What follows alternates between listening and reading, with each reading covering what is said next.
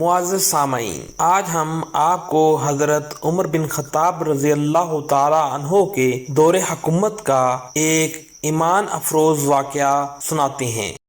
ایک رات حضرت عمر بن خطاب رضی اللہ تعالی عنہ لوگوں کے حالات کا جائزہ لے رہے تھے اور ان کی خبر گیری میں مصروف تھے کہ آپ رضی اللہ تعالی عنہ کو تھکاوٹ محسوس ہوئی تو کسی گھر کی دیوار کے ساتھ ٹیک لگا لی۔ آپ رضی اللہ تعالی عنہ نے سنا کہ ایک عورت اپنی بیٹی سے کہہ رہی ہے کہ بیٹی جاؤ اٹھو اور دودھ میں پانی ملا دو۔ بیٹی نے کہا، اماں کیا آپ کو معلوم نہیں کہ امیر المومنین حضرت عمر بن خطاب رضی اللہ تعالی عنہ نے اس سے منع کیا ہے؟ اس کی ماں نے کہا، اے بیٹی جاؤ بھی دودھ میں پانی ملا دو۔ عمر رضی اللہ تعالی عنہ تو ہمیں نہیں دیکھ رہا ہے۔ اس لڑکی نے جواب دیا کہ اماں اگر عمر رضی اللہ تعالی عنہ ہمیں نہیں دیکھ رہا تو عمر رضی اللہ تعالی عنہ کا رب تو ہمیں دیکھ رہا ہے۔ حضرت عمر رضی اللہ تعالی عنہ کو اس نیک لڑکی کی بات بہت پسند آئی۔ اپنے غلام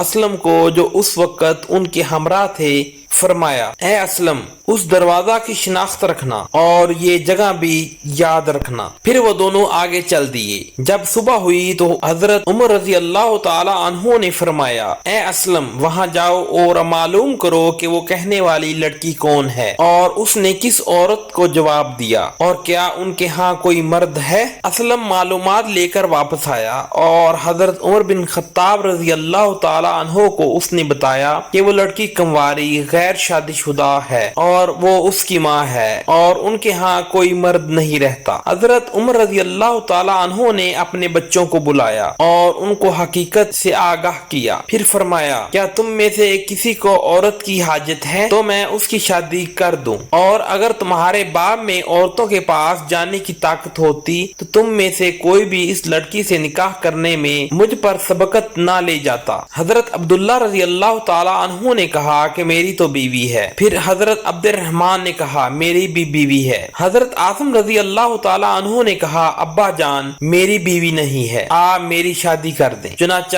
حضرت عمر بن خطاب رضی اللہ تعالی عنہ نے اس لڑکی کو پیغام نکاح بھیجا اور اپنے بیٹے عاصم سے اس کی شادی کر دی۔ آپ کو جان کر یہ حیرت ہوگی کہ عاصم کے ہاں بیٹی پیدا ہوئی جو حضرت عمر بن عبد العزیز رحمۃ اللہ علیہ کی والدہ بنی۔ حضرت عمر بن عبد العزیز بن مروان سب سے زیادہ عادل حکمران اور 5ویں خلیفہ راشد تھے۔ اگر آپ نے ہمارے چینل کو سبسکرائب نہیں کیا تو آپ سے درخواست ہے کہ آپ ہمارے چینل کو سبسکرائب کر لیں تاکہ آنے والی ہر ویڈیو آپ تک بآسانی پہنچ سکے۔ شکریہ۔